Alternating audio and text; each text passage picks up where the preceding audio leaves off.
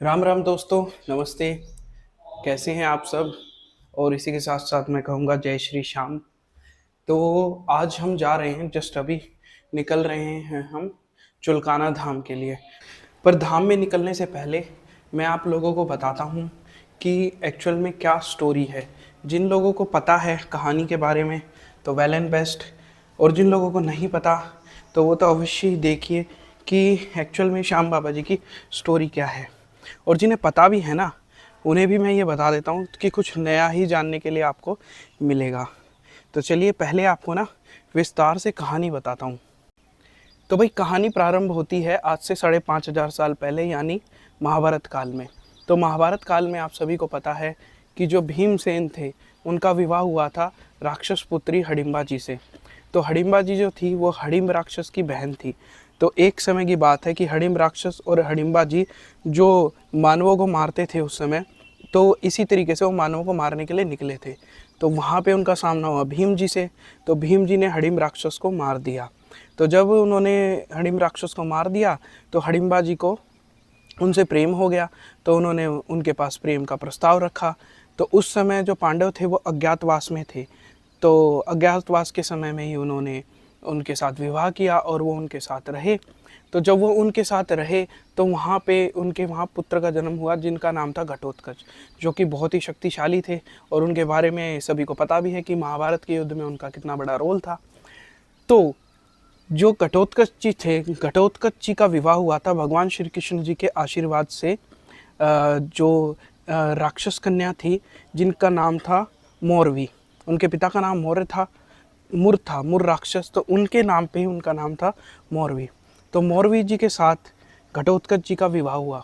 तो घटोत्कच जी का जब विवाह हुआ तो वो उनके साथ रहे और उनके पुत्र हुए। मौरवी जी के बहुत से और भी नाम हैं, उन्हें अहिलावती के नाम से भी जाना जाता है। तो घटोत्कच जी के और मौरवी जी के जो पुत्र हुए थे उनमें जो सबसे बड़े पुत्र थे वो थे हमारे श्याम बाबा, यानी उस समय उनका नाम था वीर बर्बरीक।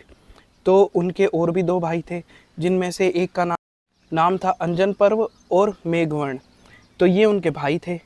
तो इसी तरीके से जब महाभारत का युद्ध प्रारंभ हुआ तो जो हमारे वीर बर्बरीक जी थे वो तो एक बहुत बड़े महान योद्धा थे और जो आदिशक्ति हैं उनके बहुत बड़े उपासक थे।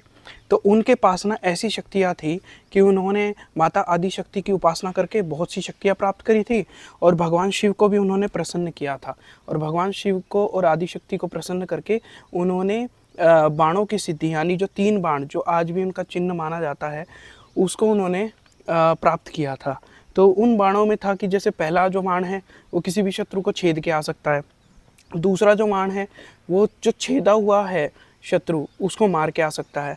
और तीसरा जो है उस बाण वो ऐसा है कि वो मतलब ये समझ सकते हैं कि परमाणु शक्ति के बराबर है, कि वो अगर एक बार छोड़ दिया गया तो वो जहाँ भी जाएगा सब कुछ सर्वनाश कर देगा। तो इन शक्तियों को और सिद्धियों को लेके वो अपनी माता मौरवी जी का आशीर्वाद लेके वो चल पड़े भाई युद्ध के लिए महाभारत के समय में। और क्योंकि वो पांडव थे, क्योंकि भीमपुत्र थे, तो उनकी माता को ये लग रहा था कि शायद जो पांडव हैं वो कमज़ोर पड़ जाएंगे और कौरव जो है वो जीत जाएंगे।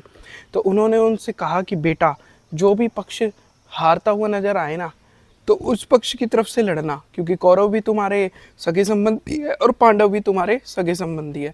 तो कोई ये ना बोल दे कि तुमने पक्षपात किया। तो उन्होंने बोला ठीक है माता जी। तो वो चल पड़े। और तो यहाँ पे अब दूसरा जो प्रश्न आता है कि उन्हें हारे का सहारा क्यों कहते हैं, तो इसीलिए उन्हें कहते हैं हारे का सहारा, क्योंकि वो जो हारता है उनकी सहायता वो अवश्य करते हैं। तो फिर वो चल पड़े। तो चलते चलते भाई वो पहुँच गए जहाँ हम अभी जा रहे हैं, चुलकाना धाम में। तो चुलकाना धाम में भगवान श्री कृष्ण की उनके साथ भेंट हुई। भगवान श्री कृष्ण और उनके गुप्तचरों की उन पे बहुत पहले से ही नज़र थी कि कोई वीर आ रहा है बहुत ही शक्तिशाली, यानी घटोत्कच जी के पुत्र भीम के पौत्र यानी पोते आ रहे हैं युद्ध में। और वो जिसकी तरफ से भी लड़ेगा ना वो उसके युद्ध की सारी संरचना को और निर्णय को बदल देगा। तो वो जानते थे कि उनकी माता ने उनसे ऐसे ऐसे मतलब वचन लिया है। और भगवान श्री कृष्ण जानते थे कि उस समय ना जो कौरव थे, कौरव पक्ष हार रहा था और पांडव पक्ष जीत रहा था। तो उनको ये था कि कभी जो बर्बरीक हैं वो आए और उनकी तरफ से, कौरवों की तरफ से ना लड़ने लग फिर भगवान श्री कृष्ण ने क्या किया, वहाँ पे ब्राह्मण का वेश धारण करके वो चुलकाना जो जगह है जो अभी समालका में है, जिसमें अभी हम जाएंगे, वहाँ पे उनसे मिले। और ब्राह्मण वेश धारण करके जब वो उनसे मिले, वो थे, उनके साथ अर्जुन भी थे, और वहाँ पे वो दोनों उनसे मिले। और फिर उसके बाद उन्होंने देखा कि यार ये तो वाकई में बहुत ज़्यादा शक्तिशाली है। तो फिर उसके बाद उस समय जो बर्बरीक जी थे वो वहाँ पे पूजा पाठ कर रहे थे। जैसे ही उन्होंने पूजा पाठ समाप्त करी, उन्होंने देखा कि ये तो ब्राह्मण हैं। तो उन्होंने बोला कि ब्राह्मण जी, आपका स्वागत है, आपको क्या चाहिए, मैं आपकी कैसे सेवा कर सकता हूँ। तो उस समय भगवान श्री कृष्ण ने बोला कि मुझे और कुछ नहीं चाहिए, मैंने देखा है सच में कि तुम बहुत ही वीर हो, क्या तुम अपनी वीरता का कोई उदाहरण दे सकते हो। तो उसके बाद उन्होंने बोला ठीक है ब्राह्मण देव। समझ तो गए थे बर्बरीक जी कि कुछ ना कुछ तो यार मतलब दाल में काला है, पर उन्होंने फिर भी अपना बाण निकाला पहला, और बाण निकाल के उसको मारा। और वहाँ पे पीपल का पेड़ था, और पीपल के पेड़ को उन्होंने छेद दिया, एक एक पत्ते को छेद दिया। तो भगवान श्री कृष्ण भी बहुत ज़्यादा चतुर थे, तो उन्होंने एक जो पीपल का पत्ता था उसको अपने पैर के नीचे दबा दिया। तो वो जो बाण था वहाँ पे जाके उनके पैर के ऊपर ऐसे मतलब खड़ा हो गया। तो उन्होंने बोला कि ये क्या है, भगवान श्री कृष्ण ने। तो बर्बरीक जी ने बोला कि ब्राह्मण देव, एक पत्ता आपके पैर के नीचे है, तो जब तक ये उसको छेदेगा नहीं ना, जब तक मेरा बाण वापस नहीं आएगा, कृपया करके आप पैर हटाएं। तो उन भगवान श्री कृष्ण ने पैर हटाया, और वहाँ पे उन्होंने उस बाण ने उस पत्ते को छेदा, और फिर वो भगवान बर्बरीक जी के पास आया, और वो बोले कि अगर मैं दूसरा बाण अभी चलाऊँगा तो ये सब कुछ ख़त्म हो जाएंगे, सारे पत्ते ख़त्म हो जाएंगे, पर मुझे लगता है कि इसी से मतलब आपको पता लग गया होगा मेरी शक्ति का। तो वहाँ पे भगवान श्री कृष्ण ने बोला कि सच में तुम तो बहुत ही ज़्यादा शक्तिशाली हो। तो उन्होंने बोला कि मुझे ना तुम्हारे शीश का दान चाहिए, यानी जो तुम्हारा शीश है वो मुझे चाहिए। तो वहाँ पे बर्बरीक जी ने बोला कि ऐसा कैसे हो सकता है। उनके मन में विचार आया कि कोई ब्राह्मण कैसे किसी के शीश का दान ले सकता है, क्योंकि किसी ब्राह्मण की इच्छा तो रहती नहीं। तो उन्होंने बोला कि आप कौन हैं, क्योंकि वो ये समझ गए थे कि ये हैं तो कोई बहुत ही शक्तिशाली और कोई महान। तो जब उस समय भगवान श्री कृष्ण ने अपना रूप दिखाया और बोले कि वीर बर्बरीक, मैं भगवान श्री कृष्ण हूँ, मैं श्री कृष्ण हूँ, और पुत्र तुम जो हो ना महाशक्तिशाली हो, बहुत ही शक्तिशाली हो, और जो युद्ध है, युद्ध जब प्रारंभ होगा और कुछ समय उसका हो चुका है, यानी जब अगली सुबह जब युद्ध प्रारंभ होगा, तो मैं चाहता हूँ कि जो रणचंडी हैं उनको एक ऐसे वीर का बलिदान दिया जाए, एक ऐसे महायोद्धा का बलिदान दिया जाए जिससे कि रणचंडी प्रसन्न हो जाए और पांडवों की विजय हो जाए। तो उस समय वो भगवान श्री कृष्ण ने कहा था कि इस धरती पे केवल क्योंकि 3 ही वीर हैं, एक मैं जो कि जिसने कहा है कि शस्त्र नहीं उठा सकता युद्ध में, और दूसरा अर्जुन जो कि खुद लड़ रहा है और जो मैंने तुम्हारी शक्ति देखी है, और तीसरे तुम हो वो महायोद्धा, यानी वो भगवान श्री कृष्ण जी के समकक्ष महायोद्धा थे। तो उस समय इतने प्रसन्न हुए जो हमारे बर्बरीक जी हैं, क्योंकि दान जो दिया जाता है प्रसन्नता से ही दिया जाता है, दुखी मन दान का कोई मतलब नहीं होता। तो वो इतने प्रसन्न हुए कि वो बोले कि प्रभु मेरा जो जीवन है ना वो धन्य हो गया कि आपने मुझे कहा कि मैं इतना शक्तिशाली हूँ। तो बिना कुछ सोचे उसी समय उसी क्षण वीर बर्बरीक जी ने अपने शीश का दान दे दिया और अपने शीश को एक ही बार में काट दिया। तो फिर उसके बाद भगवान श्री कृष्ण ने उनके शीश को उठाया और उसको अमृत का पान करवाया, उसको अमृत से सींचा, और जिससे कि वो शीश जीवित हो गया और वो अमर हो गया। और फिर उसके बाद उनके शीश की जो स्थापना थी उन्होंने चुलकाना धाम पे की, और पर्वत पे, एक पर्वत पे की वहाँ पे, और वहीं से बैठ के वीर बर्बरीक जी ने पूरे युद्ध को देखा। अब यहाँ पे शाम जो नाम आता है वो भी आप देखना। फिर उसके बाद जब पूरा महाभारत का युद्ध हुआ, तो जब महाभारत का युद्ध समाप्त हुआ तो पांडव आपस में लड़ने लग गए कि भाई कौन ज़्यादा ताकतवर है, मैंने ज़्यादा लोगों को मारा है या किसने ज़्यादा लोगों को मारा है। तो उस समय भगवान श्री कृष्ण ने बोला कि भाई एक ही ऐसा वीर है इस समय और एक ही ऐसा सच्चा है, अगर तुम्हें मेरी बात पे भी यकीन ना हो, क्योंकि तुम्हें लगेगा कि मैं अर्जुन का पक्ष ले लूँ या इसका पक्ष ले लूँ, तो तुम चलो बर्बरीक के पास चलते हैं। और वो उस समय वहाँ बैठ के युद्ध को देख ही रहा था, और इस समय भी वो जानता है कि युद्ध में किसने लड़ा है, किसने ज़्यादा लोगों को मारा है और किसके कारण विजय हुई है। तो उस समय वो वीर बर्बरीक जी के पास गए। तो उस समय वीर बर्बरीक जी ने बताया कि प्रभु मुझे तो केवल भगवान श्री कृष्ण जी का सुदर्शन चक्र दिखाई दिया और माता रणचंडी यानी माँ काली माँ दिखाई दी, और कोई भी यहाँ पे नहीं दिखाई दिया। और भगवान भोलेनाथ भैरव के रूप में, और इसके अलावा मुझे कोई नहीं दिखाई दिया। ऐसा लग रहा था कि भगवान श्री कृष्ण का चक्र वहाँ पे दुष्टों को मारता जा रहा है और रणचंडी जो है वो रक्त का पान करती जा रही है। तो इस प्रकार से जब ये उत्तर दिया ना उन्होंने, तो भगवान श्री कृष्ण इतने प्रसन्न हुए और उन्होंने बोला कि सच में बर्बरीक तुम बहुत ही वीर हो। तो उसी समय से वीर जो नाम था वो बर्बरीक जी के आगे जुड़ गया, और उन्होंने कहा कि कलयुग में ना तुम दोबारा प्रकट होगे और मेरे नाम यानी श्याम के नाम से जाने जाओगे, और जो मेरी 16 कलाएं हैं ना वो तुम्हारे शीश में ना विराजमान होंगी।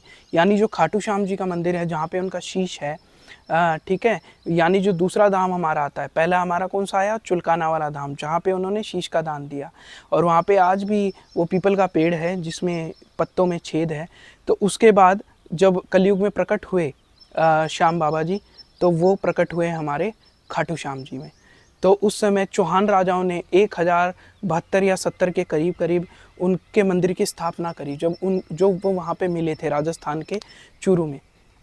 तो फिर उसके बाद खाटू वो जगह है जहाँ पे वो मिले थे। फिर उसके बाद फिर मुगलों ने यानी औरंगजेब और इन्होंने मंदिर को तुड़वा दिया था। 1720 में उस मंदिर की स्थापना दोबारा से हुई थी अभय सिंह जी के द्वारा। तो ये वहाँ पे शीश मिला था खाटू श्याम जी में। तो ये तो था दूसरा धाम जो बहुत इंपॉर्टेंट है, वहाँ भी चलेंगे इसके बाद कभी।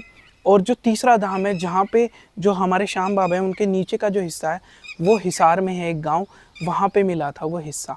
तो उसकी भी स्टोरी रोचक है, वहाँ भी कभी चलेंगे तो उसको भी मैं बताऊंगा कि वहाँ पे कैसे जो मुगलों से लड़के 2 ब्राह्मण भाई थे उन्होंने किस प्रकार से मतलब मंदिर की रक्षा करी। फिर उसके बाद उन्हें पकड़ के गोहाना की जेल में डाला गया, और फिर गोहाना की जेल से वो किस तरीके से स्वप्न में उन्हें श्याम बाबा दिखाई दिए और वो वहाँ से छूटे। जो उनसे 60 जो मतलब जो सिक्के मांगे गए थे वो भी नहीं थे गांव के पास, क्योंकि उस समय इतनी संपत्ति नहीं होती थी मुगलों के समय में हिंदुओं के पास। तो उन्होंने किस प्रकार से अपने आप को श्याम बाबा जी के सपना आने के बाद उनको अपने आप छोड़ दिया मुगलों ने। और फिर उसके बाद वो गए और हीस का जो पेड़ था, जो श्याम बाबा ने कहा था कि मैं वहाँ पे तुम्हें मिलूंगा, हीस के पेड़ के नीचे उन्होंने खुदाई करी और वहाँ पे श्याम बाबा मिले, और जो धन मिला उससे फिर उन्होंने अपने गाँव में मंदिर की स्थापना करी, और आज वो बहुत बड़ा धाम बन चुका है। तो ये हिसार में है, वहाँ भी कभी चलेंगे। तो ये 3 धाम है, यानी चुलकाना धाम जहाँ शीश का दान दिया, और जो खाटू श्याम जहाँ पे जो हमारे खाटू बाबा हैं उनका शीश विराजमान है, और जो नीचे का धड़ है वो हिसार में विराजमान है। तो होप सो आप लोगों को ये जो पूरी स्टोरी है ये सुन के बहुत ही अच्छा लगा होगा। तो अभी जस्ट आगे वीडियो में हम लोग निकल रहे हैं चुलकाना धाम के लिए। तो आइए चलिए चलते हैं। तो भाई आप लोगों को वीडियो अगर अच्छी लगती है ना तो प्लीज़ लाइक शेयर कर दिया करिए और सब्सक्राइब कर लीजिए प्लीज़। तो चलिए अभी सीधा चलते हैं चुलकाना धाम पे। तो भाई माता जी का आशीर्वाद लेके, प्रणाम माता जी, मेरे टकले पे हाथ रख दो। तो अभी चलते हैं चुलकाना धाम। ये देखो स्कूबी बैठा हुआ है और हम हो गए हैं रेडी, और जी चलो, जी भी हो गई है रेडी, और वो देखो बाहर सारे के। तो भाई मंदिर में भी श्याम बाबा जी के दर्शन कर लिए, जय श्री श्याम। अब चलते हैं पापा जी की ओर, आशीर्वाद ले लेते हैं। ओके पापा जी प्रणाम। हाँ लिया ही हो मेरी भी एक आधी टी शर्ट वैसे बदलनी ही पड़ेंगी मुझे, पर क्या करें, ये धूप के कारण हो ही जाते हैं पसीने और उनके कारण। ये देखो महाराज कैसे लेटा हुआ है, अरे इसे कह रहा हूँ। तो भाई अभी हम निकल गए हैं चुलकाना धाम के लिए, जय श्री श्याम। और अभी देखा है तो चुलकाना धाम जो घर से है लगभग 30-31 किलोमीटर के करीब है, तो हमें लगेगी 40-45 मिनट लगेगी। तो हाईवे टू हाईवे चलेंगे और बीच में से गांव में से होते हुए।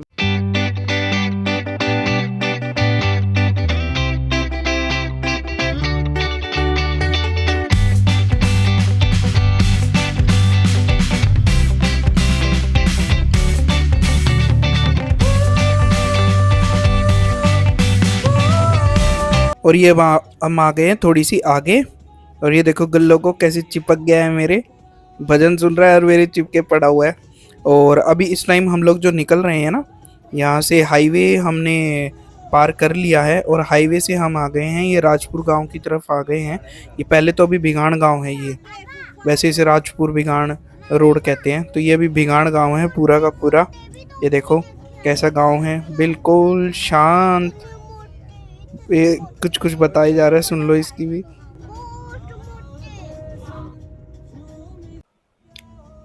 तो ये देखो, अभी भी राजकुमार जी लगे हुए हैं पिताजी के साथ। और ये पीछे देखो, यहाँ पे मेरी गाड़ी के पीछे आपको दिख रहा होगा जहाँ से एंट्रो जा रही है। और ये साइड में ये पूरा का पूरा अभी भिगान गांव से हम लोग जा रहे हैं, जैसे कि आप देख रहे हैं। ये हमारा एरिया देखो किस तरीके का है। यहाँ पे ये साइड में जो पानी पानी दिख रहा है वो गांव का जोड़ है। और अब ये जो है ना, ये यहाँ पे खेत है, ये खेत में अपना फसलें लगाने लग रहे हैं लोग। सारा का सारा एरिया जो है अभी हार्वेस्ट किया जा रहा है। हार्वेस्ट यानी भी फसल लगाई जा रही है सारे के सारे एरिया में। ये देखो कैसा दिख रहा है। ये है रोड। अब यहाँ से हम ना राजपुर गांव की तरफ मुड़ जाएंगे। वहाँ भी ऐसा का ऐसा ही है, चारों तरफ हरियाली हरियाली है। ये देखो इस तरीके के गांव होते हैं। ये हर्रो है जो ट्रैक्टर के पीछे लगाई जाती है। और ये देखो इस तरीके के घर हैं हमारे यहाँ पे हरियाणा में। और ये फिर से खेत स्टार्ट हो गए। ये इस तरीके, इन्हें कहते हैं खेतों की जोत। मतलब जो ये साइड साइड में काट रखे थे ना खेत, ये देखो इस तरफ देखो, ये अब ये इस तरफ देखो, ये इस तरीके के खेत हैं यहाँ पे। और भी दिखाता हूँ। ये देखो ये बीच में जो ये ओटड़ा सा है ना, चलने के लिए भी होता है और इससे पार्टीशन हो जाता है दोनों खेतों का। ये देखो लगे हुए हैं लोग इस टाइम अभी खेती अपना करने के लिए यहाँ पे। ये सरसों भी लगा रखी है साइड में। तो अब ये जो रास्ता अगर आपको देखना है ना, तो हाईवे को छोड़ के और ये बिगाड़ राजपुर वारे की तरफ से आना पड़ेगा। यहाँ हवेली पड़ती है ना, उसके साइड में से आना पड़ेगा। अब ये देखो ये आ गया हमारा गांव। जो मेरा गांव है, ये गांव के बीच में से ना रेलवे लाइन जा रही है। ये मैंने अपने ऑफिस में मेरे आशीष भाई हैं उनको बताया था। तो ये मेरे गांव के बीच में से बिल्कुल जा रही थी। अभी आ गए हम गन्नौर की तरफ। अब गन्नौर से लगभग लगभग पड़ रहा है मतलब 15 किलोमीटर के करीब पड़ रहा है। और ये हम गन्नौर के कोट मोहल्ले के बीच में से जा रहे थे। अब ये फिर से हमने हाईवे पकड़ लिया है क्योंकि हम आ गए समालका की तरफ। और अब ये समालका से अब ये गांव की तरफ घुस गए हैं, क्योंकि इस साइड से भी रोड जा रहा है। ये चुलकाना की तरफ जा रहा है पूरा का पूरा रोड। ये देखो स्टार्ट हो गया है चुलकाना। थोड़ा रोड यहाँ पे टूटा हुआ है, राज श्री श्याम बाबा चुलकाना धाम। ये अब हम चुलकाना गांव में आ गए हैं। और जी की मौसी भी है इस गांव में, वो भी यहाँ पे, उनकी शादी यहाँ पे हो रखी है। पर हम उनके जा नहीं पाएंगे क्योंकि सीधा दर्शन करके और फिर निकलेंगे घर की तरफ। ये सारा रोड बस थोड़ा सा अभी ये है कि थोड़ा टूटा फूटा रोड है। अभी धीरे धीरे कंस्ट्रक्शन होने लग रहा है यहाँ पे, क्योंकि जैसे खाटू श्याम जी का जो टेम्पल है वो काफ़ी डेवलप हो चुका है, पर यहाँ पे अभी धीरे धीरे डेवलपमेंट हो रहा है। ये दुकानें जो है, मुझे लगता है एक दिन बड़ी बड़ी दुकानें बन जाएंगी यहाँ पे। ये देखो पूरा ना, हल्का सा भी मोड़ना तोड़ना होता है तो दिक्कत हो जाती है। पूरा रोड अभी टूटा हुआ है। तो ये है भाई, मंदिर के पास आ गए हैं। देखो यहाँ दिया था शीश का दान श्याम बाबा जी ने। ये पूरा का पूरा टेम्पल है। अब यहाँ पे ये खड़े हुए हैं लोग।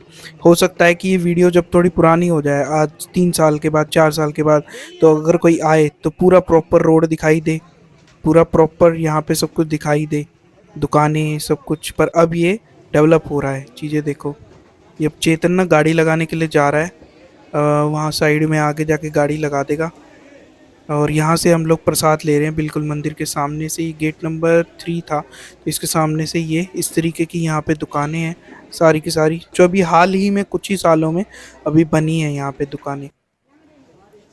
और ये सामान ले लिया पूजा का भी। और सबसे बड़ी खास बात ये है कि यहाँ पे लगभग हर चीज़ प्योर मिलती है। तो हमने सामान ले लिया, मैंने गोली को ले लिया। ये चिपका हुआ है अभी भी बंदर की तरह। और चेतन ने गाड़ी खड़ी कर दी। और ये इस तरीके का यहाँ पे घर है। ये धीरे धीरे अभी दुकानों में कन्वर्ट होते जा रहे हैं मैक्सिमम घर यहाँ पे, क्योंकि जैसे जैसे लोग आते जाएंगे तो उस तरीके से रोजगार और यहाँ फैसिलिटीज़ सारी बढ़ती जा रही है। और अच्छा ही है कि एक देखो आप, जो मंदिर है वो सिर्फ आस्था का स्थान नहीं, वो पूरा का पूरा रोजगार भी प्रोवाइड करवा रहा है। कितने सारे लोगों का घर चल रहा है। और यहाँ पे अब हम आ गए हैं मंदिर की तरफ। अब अंदर की तरफ चलेंगे मंदिर में। और ये शायद गेट नंबर 3 है। इस तरीके के यहाँ पे 2-3 गेट हैं। ये देखो गेट नंबर 3 है, तो गेट नंबर 1 है, गेट नंबर 2 है। मैं वहाँ से भी पहले आ चुका हूँ, पर यहाँ पे क्या है, पार्किंग की थोड़ी जगह रहती है, तो इसीलिए हम इस गेट से आए हैं। बाकी आप गेट नंबर 1 और 2 से भी आ सकते हैं, बस वहाँ पे थोड़ा कंजेस्टेड है। अब ये अंदर से बहुत ही बड़ा प्रांगण है। जैसे जो लोग खाटू श्याम जी जाते हैं, खाटू श्याम जी में भी जो मंदिर है, मंदिर के बाहर मतलब वो रेलिंग्स लगा रखे हैं जिनमें लोग अंदर घुसते हैं, क्राउड कंट्रोल होता है। तो इस तरीके की ये काली रेलिंग्स भी यहाँ पे लगा रखी है। अब ये पूरा का पूरा जो मंदिर का एरिया है ये उससे मतलब मेरे ख्याल से ज़्यादा बड़ा है। खाटू बाबा जी के वहाँ का जो मंदिर है उससे ज़्यादा बड़ा है चुलकाना धाम का एरिया।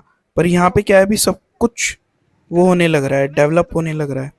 तो ये देखो, ये भी अभी चैम्बर डेवलप होने लग रहा है। यहाँ क्या चीज़ बनेगी अभी मुझे पता नहीं है आइडिया, पर किसी को पता हो तो कमेंट में प्लीज़ डालना। पर मैंने सोचा कि सारी चीज़ें आपको दिखाता हूँ, रास्ता, हर चीज़ कैसी है, क्या डेवलपमेंट हो रहा है, क्योंकि पता लगना चाहिए कि किस तरीके की पहले चीज़ें थी और किस तरीके की आज से 4 से 5 साल के बाद हो जाएंगी चीज़ें। तो ये भी सारा सीमेंट बजरी यहाँ पे पड़ा हुआ है। मैं गोली को ना गोदी में ले लेता हूँ, क्योंकि हो सकता है पत्थर वत्थर लग जाएं। इसने चप्पल भी नहीं पहनी, मैंने भी नहीं पहनी, गाड़ी में ही निकाल दी थी हमने चप्पलें।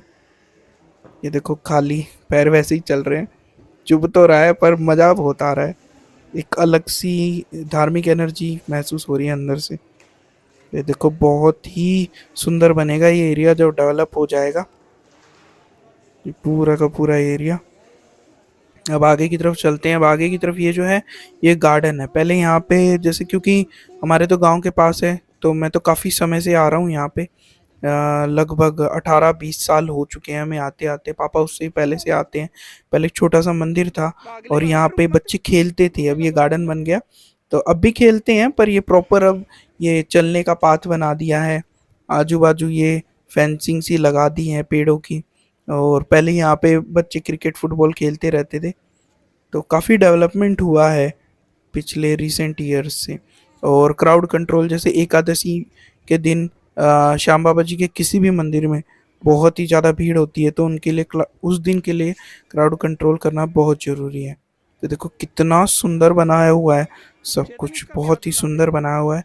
और ये जो स्पेशली जो चुलकाना गांव के जो ग्रामवासी हैं उनको तो मैं बहुत बहुत धन्यवाद कहूँगा, उन्होंने इस साइट को बहुत ही सुंदर बनाया है।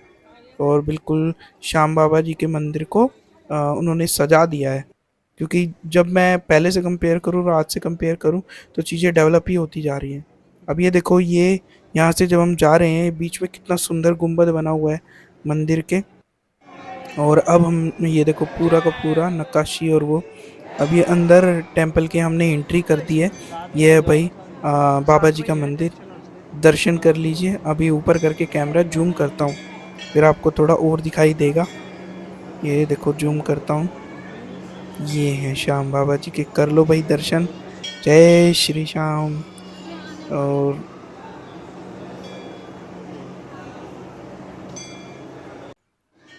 ये है भाई मंदिर का पूरा प्रांगण। यहाँ पे जो पुजारी हैं उनके स्थानक भी हैं। और ये पूरा का पूरा एरिया है, ये साइड में बैठने के लिए बनाया हुआ है एरिया। ये तरह तरह की यहाँ पे चीज़ें भी लिखी हुई हैं जो आप पढ़ सकते हैं वीडियो रोक के। और ये है श्याम बाबा जी, और यहाँ लिखा हुआ है जहाँ दिया था शीश का दान वो धर्म क्षेत्र भूमि है चुलकाना धाम। तो यहाँ पे आप पढ़ सकते हैं जो चीज़ें लिखी हुई हैं। तो भीड़ तो इतनी ज़्यादा नहीं है, पर ठीक ठाक ही है, इतनी भीड़ तो यहाँ पे नॉर्मली रहती है। बाकी बेसिकली जैसे हर साल यहाँ पे फागुन मास की द्वादशी को बहुत ही तगड़ा मेला लगता है। और एकादशी और द्वादशी के दिन वैसे भी यहाँ पे मेला लगता है, तो उन दिनों काफ़ी भीड़ रहती है। और मैं आपको ना अभी साइड में देखो, ये टाइमिंग है मंदिर के, जो पूजा के टाइमिंग रहते हैं, तो ये मैंने लगा दिया है। आप इसमें प्रॉपरली वीडियो को स्टॉप करके पढ़ सकते हैं पूरा का पूरा।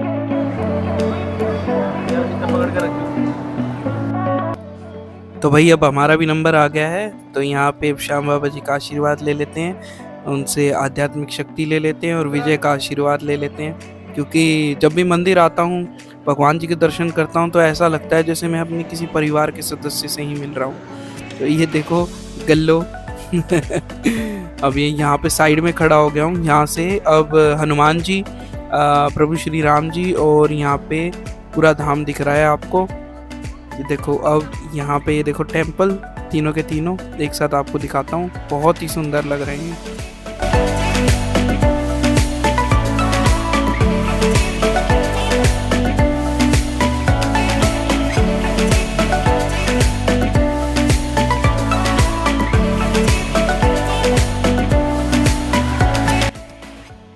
तो भाई यहाँ से अभी हम मंदिर से बाहर निकल गए हैं, ये मंदिर के बाहर आ गया मैं इस गेट से। तो जय श्री श्याम।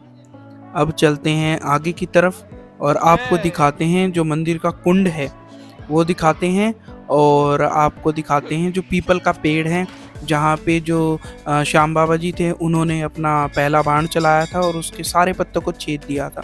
तो ये है वो पीपल का पेड़ जिसके सारे पत्तों को श्याम बाबा जी ने छेद दिया था अपने तीर से। और आज भी इसके काफ़ी जो पत्ते आते हैं ना, मतलब उन पत्तों में ना होल मिलते हैं। मैंने भी देखे यहाँ पे कई पत्तों में होल था और उनके साइड में ब्लैक कलर का मार्क भी था। तो यहाँ पे ये पीपल का पेड़ है। पीपल का पेड़ वैसे भी हमारे यहाँ हिंदू धर्म में काफ़ी पूज्य माना जाता है क्योंकि इसमें भगवान विष्णु का वास होता है। तो ये है देखो इसके पत्ते भाई, अब ये स्टॉप करके भी आप देख सकते हो कुछ कुछ पत्तों में ना अभी भी छेद हैं यहाँ पे, क्योंकि मैंने खुद देखा है तो मैं वो बता रहा हूँ। तो मैंने प्रॉपरली कोशिश की है कि सारी चीज़ों को मैं दिखा सकूँ। और नीचे की तरफ तो ज़्यादा पत्ते नहीं थे, काफ़ी साफ़ सुथरा था। और ये है भाई कुंड, जहाँ पे मतलब हर जो श्याम बाबा जी का जो मेन टेम्पल होगा वहाँ पे जलकुंड जरूर मिलेगा, ताकि वहाँ पे लोग क्योंकि दूर दूर से आते हैं स्नान कर सकें अच्छे तरीके से, अपने आप को साफ सुथरा करके और मंदिर प्रांगण में जाके वहाँ के दर्शन कर सके। और बेसिकली जहाँ भी श्याम बाबा जी का टेम्पल है तीनों जगह मेनली, वहाँ पे इन कुंड के ही अंदर से उनकी मूर्ति मिली थी जिसको उन्होंने स्थापित किया है मंदिरों में। प्यास लग रही है। अभी ले रहे हैं बेटा पानी, अभी ले रहे हैं, अभी आने दे मम्मी को है 2 मिनट में। हाँ हाँ क्या कर रही हो? आपकी वीडियो बना रहा हूँ श्याम बाबा के साथ। इधर आ जा मेरे पास, चलो कर लो, हाँ मेरी गोदी में आ, जल्दी आ। तो भाई गल्लो बेटा तो थक गया है, पसर गया है यहाँ पे, बाकी मैं इसको उठा के यहाँ साइड में ले आया। और ये देखो ये मुझे बहुत ही अच्छा लगा, ये शॉर्ट्स में ही मैंने डाला है कि ये जो झंडा है श्याम बाबा जी के टेम्पल का, ये इतना बड़ा झंडा है, बहुत ही सुंदर लग रहा है ये झंडा लहराता हुआ ना, मतलब बहुत ही सुंदर। और झंडे से याद आया कि जो श्याम बाबा जी के टेम्पल में जो झंडा है, पीले रंग का झंडा जो है, बहुत जगह जगह से लोग लेके आते हैं। कई लोग तो मतलब इतनी दूर से लेके आते हैं, 200 किलोमीटर दूर से अपने घरों से लेके आते हैं। जल्दी आ। तो बहुत ही उनके अंदर की जो भक्ति है उसको अगर आप समझें तो वो कमाल की है। तो जय श्री श्याम भाइयों, अब चल रहे हैं मैं और गोली वापस, और यहाँ पे है बहुत ज़्यादा गरम। तो आप लोगों से मिलते हैं अगली वीडियो में। वीडियो अच्छी लगी हो तो please like share and subscribe करना, और होप जानकारी काफ़ी अच्छी लगी होगी आपको। तो जय श्री श्याम, मिलते हैं अगली वीडियो में आपसे। फोन में भी भेज देना, भेज दूंगा। तो भाई अब चलते हैं मंदिर के बाहर, और ये देखो गोली महाराज बैठ गए हमारे कंधे में। अब दिलवा देता हूँ इसको बाहर से कुछ खिलौने। तो आप लोगों से मिलते हैं नेक्स्ट व्लॉग में, जब तक के लिए जय श्री श्याम।